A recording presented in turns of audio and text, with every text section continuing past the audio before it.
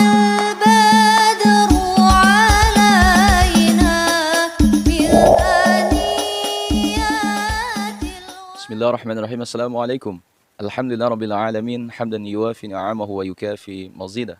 Allahumma salli ala sayyidina Muhammadin salatan tuwasi'u biha alaina al-arzaq wa tuhassinu biha al-akhlaq wa ala alihi wa sahbihi wa sallim.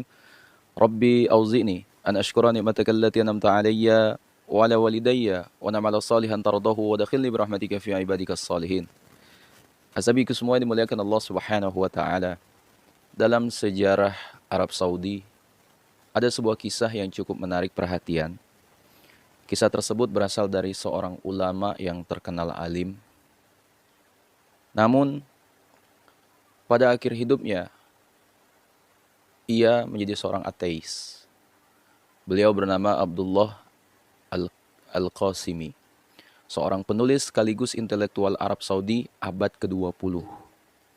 Hazabiku semua, dalam hidupnya, Al-Qasimi merubah pandangannya dari membela salafisme menjadi membela ateisme. Abdullah Al-Qasimi lahir di Buraidah pada tahun 1907. Semasa kecilnya beliau pernah mengenyam pendidikan di sekolah Syekh Ali Mahmud.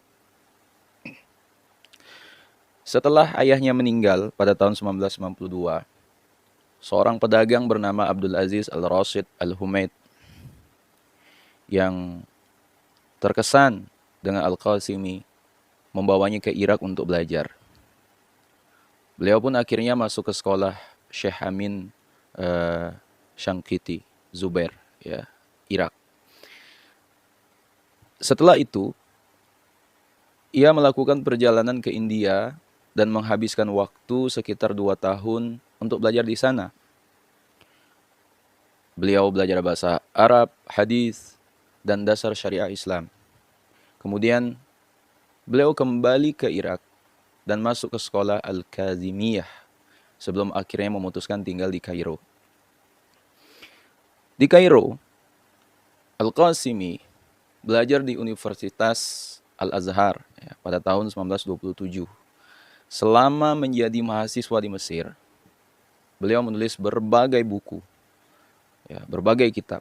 Salah satu tulisannya yang cukup populer adalah kitab yang berjudul Asy-Syirah Baini al-Islam wal Wasataniyah, yang berarti peperangan antara Islam dan pemuja berhala.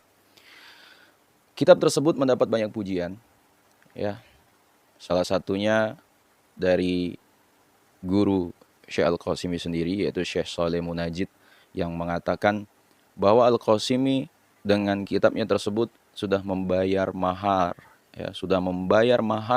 untuk masuk ke surga.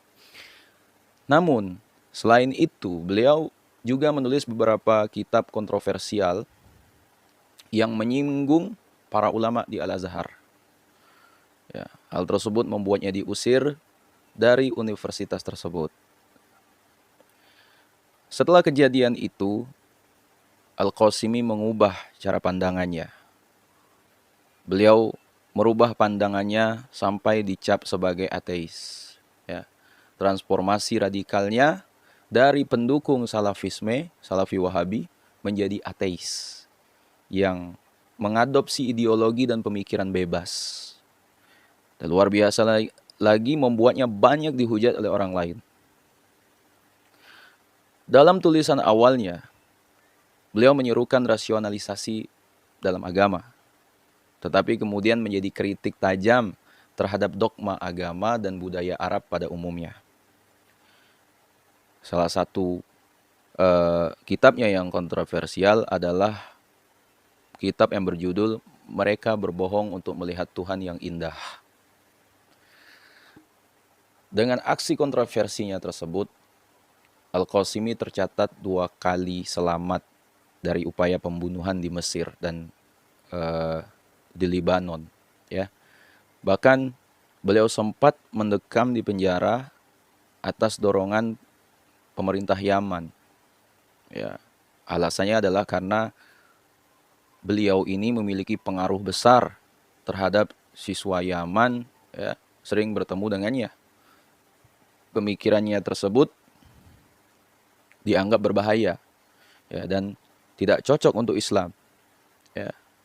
Azabiku semua dimuliakan Allah Subhanahu wa taala, di akhir hidupnya Abdullah Al-Qasimi sempat dirawat di rumah sakit Ain Syams, yaitu Kairo, pada Desember 1995, dan pada 9 Januari 1996 beliau meninggal karena penyakit kanker dan dimakamkan bersama istrinya di Babul Wazir, di Bab Al-Wazir, Mesir. Asabiku semua dimuliakan Allah, hidayah itu mahal dan keistiqomahan lebih mahal lagi harganya.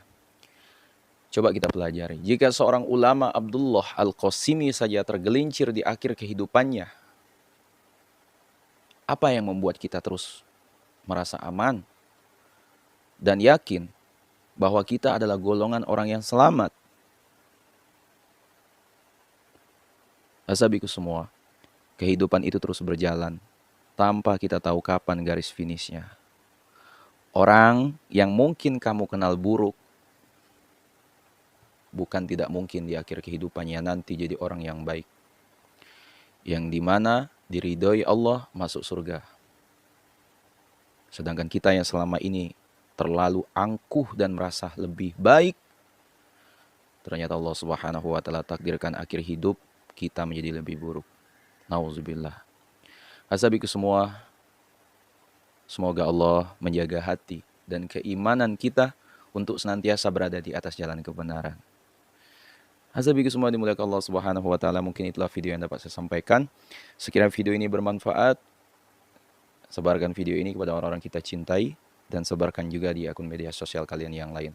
Wallahu a'lam. Assalamualaikum warahmatullahi wabarakatuh.